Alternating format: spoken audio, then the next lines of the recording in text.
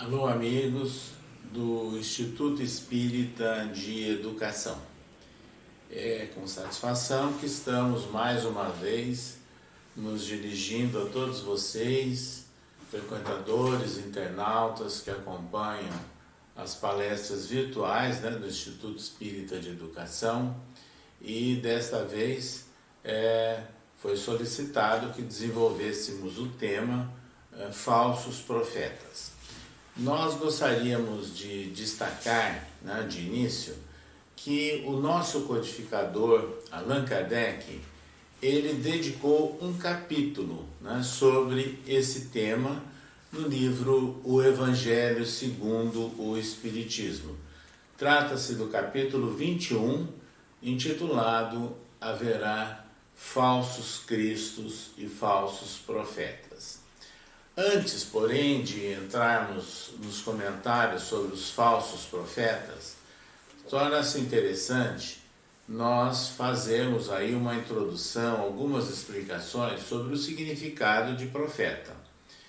Porque nós encontramos no Antigo Testamento muitas referências do trabalho executado pelos profetas, algumas previsões ou profecias feitas por eles e que foram registradas nos livros que compõem o Antigo Testamento. E como o Espiritismo é, na verdade, uma dessas religiões enquadradas no grande grupo judaico-cristã, porque absorve algumas informações do Antigo Testamento e engloba totalmente o Novo Testamento, então é importante que a gente faça essa consideração preliminar. Para isso, é de muito valor o trabalho feito por Herculano Pires, que é um filósofo, jornalista que viveu em São Paulo, e que é autor de várias obras. Mas ele tem uma obra que nós consideramos muito importante, muito significativa, O Espírito e o Tempo, tendo como subtítulo Introdução Histórica ao Espiritismo. E é nesse livro que Herculano Pires ele fala dos vários horizontes da nossa civilização do ponto de vista cultural e religioso, utilizando o raciocínio, inclusive, de um pensador britânico. Então, quando ele adota os vários horizontes, ele chega no instante em que ele detalha o que seria o horizonte profético. E ao falar de horizonte profético, ele estava se referindo claramente, especificamente, ao chamado mediunismo bíblico. Então, Herculano Pires, ele deixa-nos algumas contribuições escritas marcantes sobre esse conceito de profeta. E ele chama a atenção logo de início que com o chamado horizonte profético inicia-se o período que é designado de mundo da individualização, Então, deixando de ser todo um todo coletivo, assim vamos assim dizer, de assuntos divinos ou espirituais, e chamando a atenção em torno de algumas pessoas. E é nessa altura que o chamado profetismo bíblico ou profetismo hebraico, ele teve um papel bastante significativo e que é exaltado por Herculano Pires. Então, por exemplo, quais são as características desse horizonte profético, lá do tempo do Antigo Testamento? É a aceitação, em primeiro lugar, popular do monoteísmo. A aceitação e acentuação também dos atributos, dos parâmetros éticos de Deus, e estabelecimento de uma ligação direta do homem com Deus, com a divindade. E aí é que começa a estabelecer a ação individualista, vamos assim dizer. E é nesse tópico, né, quando ele está tratando sobre o profetismo, ele chama a atenção de algo que é muito importante para nós, que o profeta tinha características, né? O profeta hebreu, lá registrado nos livros, né, do Antigo Testamento, a dignidade pessoal, de consciência e a ideia de estar cumprindo uma missão divina. Então, o profeta, né, no contexto do Antigo Testamento, seria um indivíduo que teria 3 dimensões, vamos assim dizer, a dimensão social, né, dele como pessoa no contexto da sociedade, o indivíduo mediúnico, intermediário, com orientações do alto, né, de Deus, e o indivíduo espiritual. Então, esse era o profeta.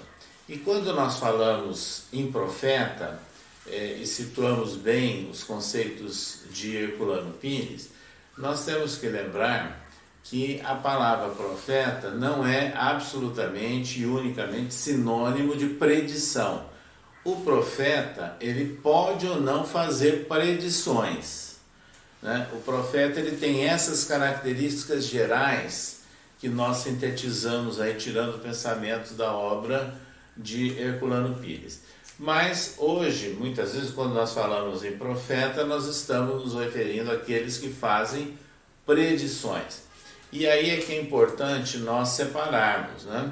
Aquele que seria o verdadeiro profeta e aquele que seria o falso profeta. E essa foi a preocupação de Allan Kardec. E Allan Kardec, nesse capítulo 21, Falsos Profetas, de O Evangelho segundo o Espiritismo, ele cita inclusive Mateus: guardai-vos dos falsos profetas, que vêm a vós cobertos de peles de ovelhas, e que por dentro são lobos rapazes. Vós os conhecereis pelos seus frutos. Podem-se colher uvas dos espinheiros ou figos das sarças? Assim, toda árvore que é boa produz bons frutos, e toda árvore que é má produz maus frutos. Então, Mateus nos deixa claro, né, o ensinamento, o comentário de Jesus, que nós vamos conhecer o verdadeiro profeta pelos seus frutos.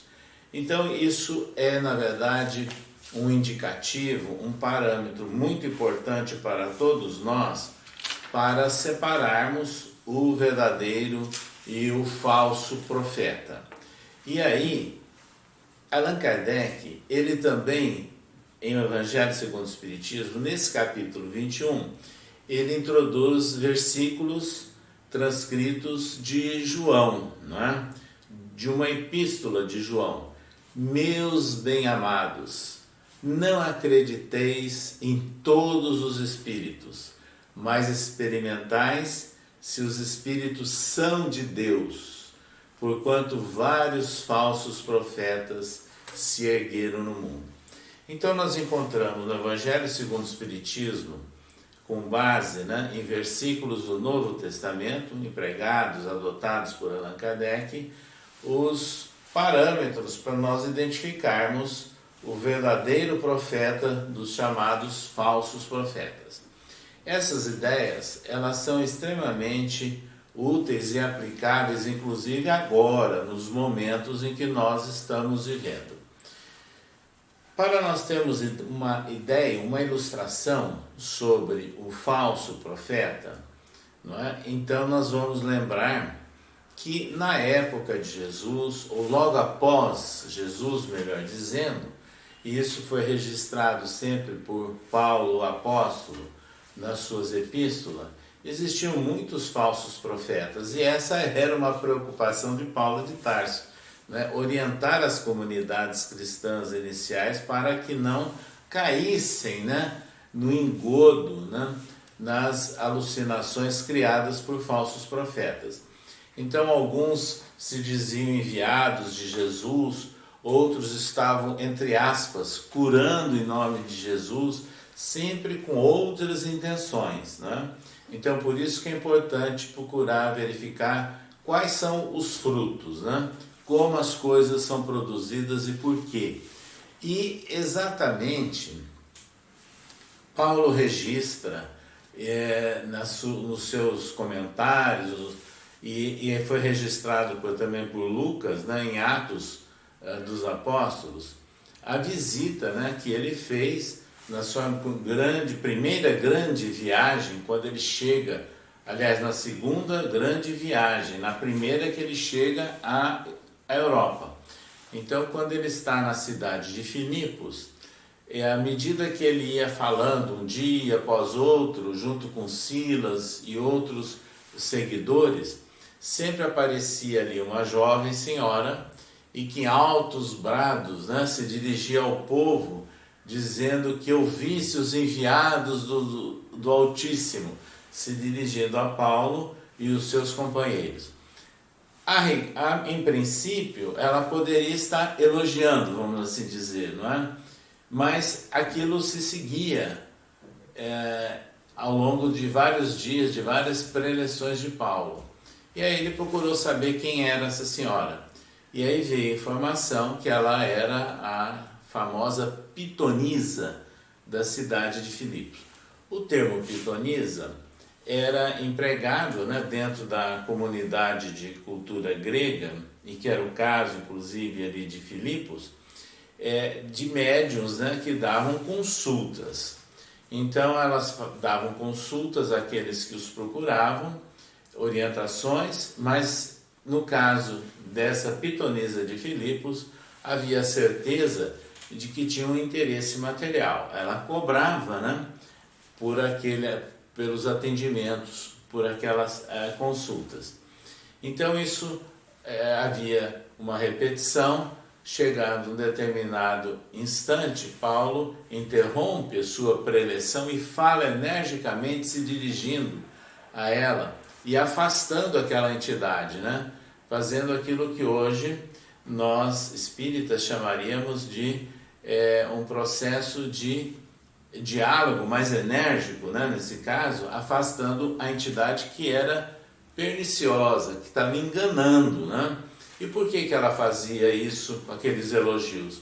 Ela queria se aparecer numa posição boa, né, dentro de um contexto divino também. Então, ela queria aproveitar daquela situação que as pessoas estavam ouvindo e valorizando Paulo, mas ela queria tirar proveito para ela, manter a posição dela, né, de médium, de pitonisa da cidade. Acontece que com aquela intervenção abrupta de Paulo, o espírito se afastou e ela perdeu, né, vamos assim dizer, a mediunidade.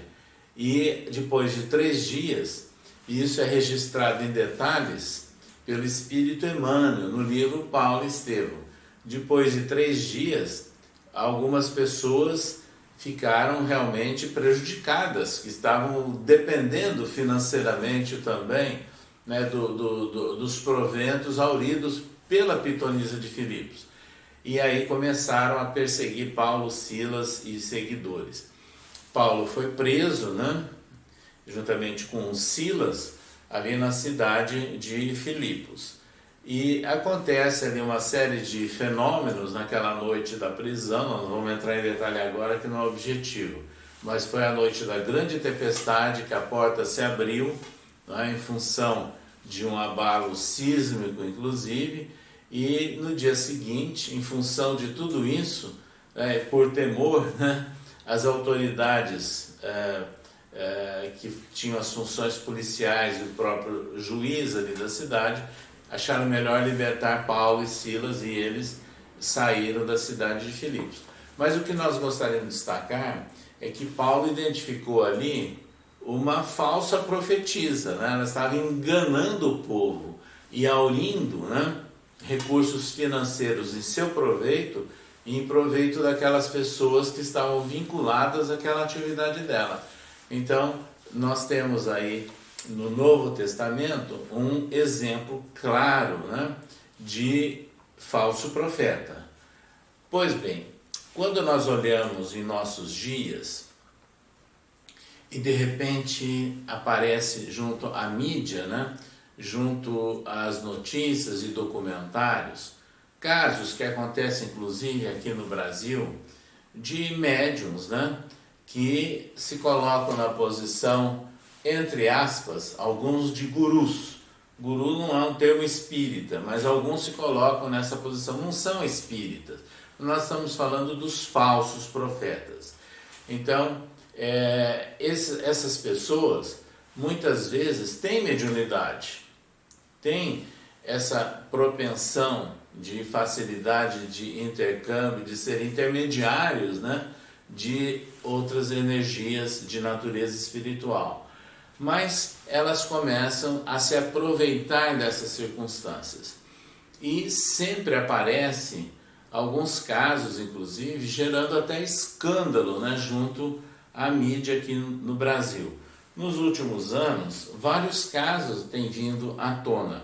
Então, o importante para nós, né, é lembrarmos que a característica do verdadeiro profeta é aquele que tem autoridade moral, que sabe utilizar o intercâmbio mediúnico para o bem, o seu potencial de intermediário com alto para o bem. Ele está contribuindo com as pessoas.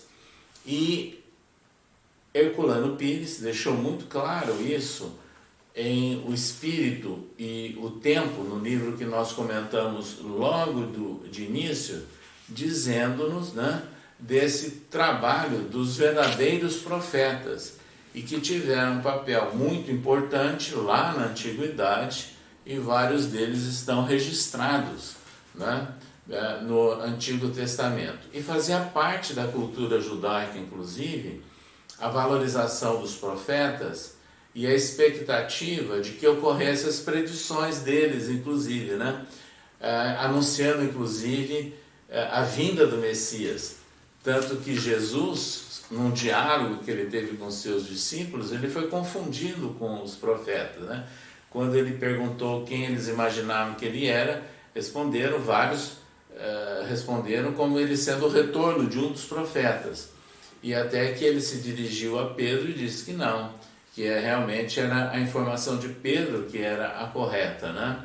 Então ele não era a reencarnação, não era o retorno de um dos profetas como eles imaginavam. Mas eu estou citando isso para mostrar a importância que tinha naquela cultura, naquela época, né, a figura do profeta. Então nós temos que ter bastante cuidado para identificarmos os caracteres, né, do verdadeiro profeta. E Allan Kardec trabalha esse tema exatamente nesse capítulo 21 do Evangelho segundo o Espiritismo.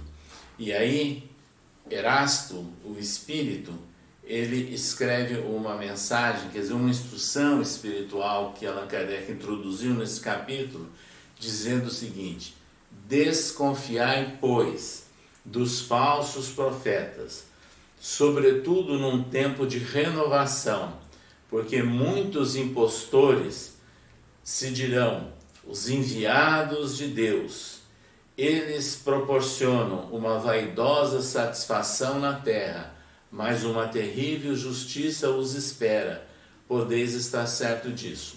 Então, esse alerta que Allan Kardec desenvolve em todo o capítulo 21 do Evangelho segundo o Espiritismo e esse trecho da mensagem de Erasto, elas são úteis, né, esses alertas para o momento em que nós estamos vivendo agora.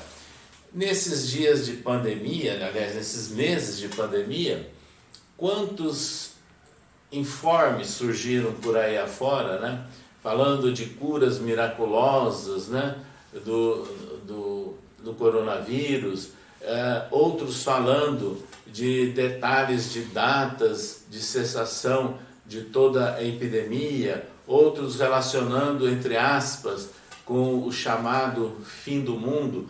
Tudo isso são exemplos ou indícios muito claros de falsos profetismos. Então é muito importante, vamos ler, estudar e meditar o capítulo 21 de O Evangelho segundo o Espiritismo, obra básica de Allan Kardec, que é intitulado Haverá Falsos Cristos e Falsos Profetas. E vamos compreender qual é o caractere, qual é o papel do verdadeiro profeta. A todos vocês, até uma próxima oportunidade, um bom estudo e uma boa reflexão.